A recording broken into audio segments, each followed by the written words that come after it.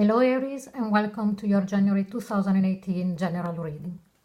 Now this is the third time that I'm trying to record your reading. I don't know what's going on. There is a lot of things, energy around you, and I'm also getting palpitations, so please all calm down. There is nothing bad in this reading. Actually, it's very enlightening reading. Now, one thing that I wanted to let you know is that the way that I'm structuring my readings for 2018 is going to be different for what I've done before. I am going to do now a general reading, and then a love general, then a career general, and so on. So to see them all tidying up together, I will put them into a playlist, and I will put the playlist link at the end of this video, so that you will be able to see them all in sequence without having to go and look for them. So please stay tuned until the end of the video. Now, please remember that these readings will not resonate with everybody. You know, there is a lot of you watching my videos, but I hope, you know, it does, and you will be able then to see and to give some insight on what is going on during these months in 2018. But let's start. So the very first card that I pulled for you from the Energy Oracle card for the month of January, it's the Garden and the Gate. Now, I don't know if you are already one of my subscribers or this is the first time that you watch my channel. I could pull the same card over and over again, and I never get the same feelings from it. And because of the main spread as well, this card for me really gives me the sense that for some of you, you're standing in a position in January, you will be standing in a position in January if you're watching in December, where you're looking over the gate, you're standing in a beautiful garden, but the girl there is looking across and not seeing the beauty of where she's standing at the moment, and she's looking across the fields. And the first thing that came to my mind after pulling the main spread, and I really looked at this card, and it was, you know, the words that came to me, it's the grass is greener on the other side. So it's like as if some of you are really starting to think, what I have now, is that enough? Do I want to expand? Is there something better out there for me? But just hold on, you know, just stay with me, and we'll see how it goes. And it tells me, I asked then the Gateway Oracle cards, which better way to work with this energy? And here we've got manifesting dreams. My dreams are coming true. And again, because I see in the basket all of the fruit, and it reminds me very much of the previous cards with the flowers. Okay, it's like reminding you, before you make a 360, please look at what you have already achieved, what you have in the moment, in this very moment in time. Maybe your mind is wandering already in the future, and you're not savoring the moment of what you have. Now, please, I'm only saying what I'm sensing from the cards. You will take your own decisions. You will make your own mind up. But I'm just passing on the message. So let's see in the spread. The first card that I have here is the Four of Swords. The Four of Swords really, it's a card of taking a rest for a moment, but this lady feels very comfortable. It's like as if you're taking a pause in January to think, and I think, you know, it's really, really required because of what I said about the two previous cards. You know, try to really relax and see. I get the sense that there is a major decision here that needs to be taken. It could be into about a personal relationship or about career. So in January, you really would need to take a moment to go within, but you know, you need to be in a relaxed state to be able to do that. And I think that you have got to do that because of the Eight of Wands, about some communication that came in very fast about something that you weren't expecting. As I said, it would be different for everybody. you know, but it's something that came in or that you're waiting to come in as in communication, and it's going to come in very fast, and it's going to be a fire communication. You see there the arrows with the fire, and I can see you there like the archer, and his face is very, very focused. And it's like as if you take this communication and you decide, now I need to do something about it. You know, I need to aim at something with this communication.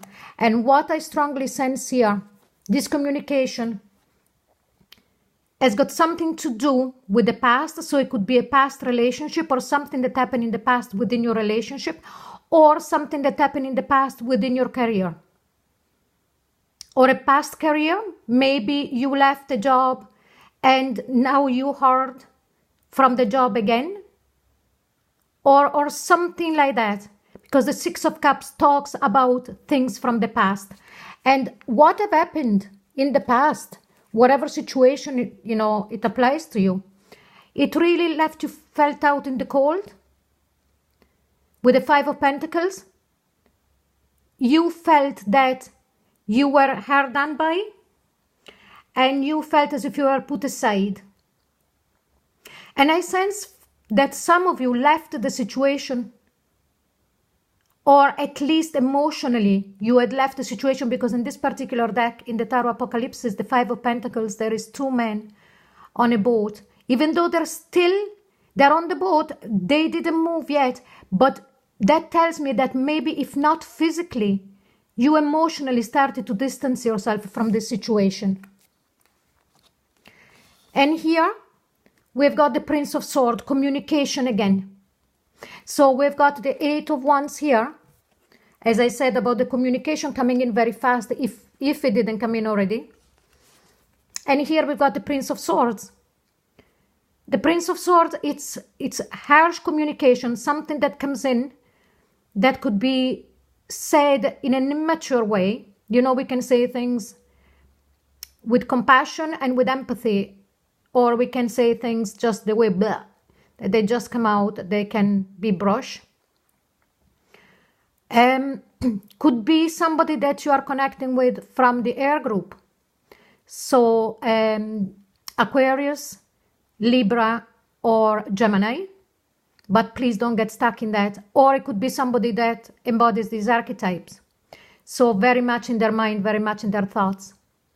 It could also be somebody who's keeping an eye on you, because this is known as the card of the stalker. And, you know, but it's all about communication. And following that, we've got the Queen of Cups. So it could be that someone who is part of the water group, Scorpio, Pisces, or Cancer, is involved in this, or that you have got those elements in your chart. Or one thing that I feel even more strongly, and I think that that is more the case, is that you will really have to tap in to your emotions about this situation. And I sense that for some reason, you could have as well embodied this Prince of Swords, or will embody this Prince of Swords energy and try to cut off whatever emotion are going to be stored up within yourself from the communication that is going to come in or that came in already. But I sense that the universe is telling you, please just go within and tap into your emotions again. It's not always and only about the logic, because I feel very strongly that some of you will be walking away from this with the Eight of Cups, whatever situation it is. You are thinking maybe of walking away, or you have walked away already. And, you know, just think it twice, because of the cards that follows. It's the Two of Cups. So whatever, if we're talking about a career, this could be you thinking about walking away from a partnership. Or if we're talking about a personal relationship, we're talking about you walking away from somebody who you had invested a lot in the past because of the Six of Cups that I read before. So just before making the final decision, whatever it is, if you decide then to stay or if you decide to leave, the Whisper of Love cards, I asked for, a clarification and an advice. And he says, listen with your heart. You're listening to what is being said to you, but needs to listen with a loving heart.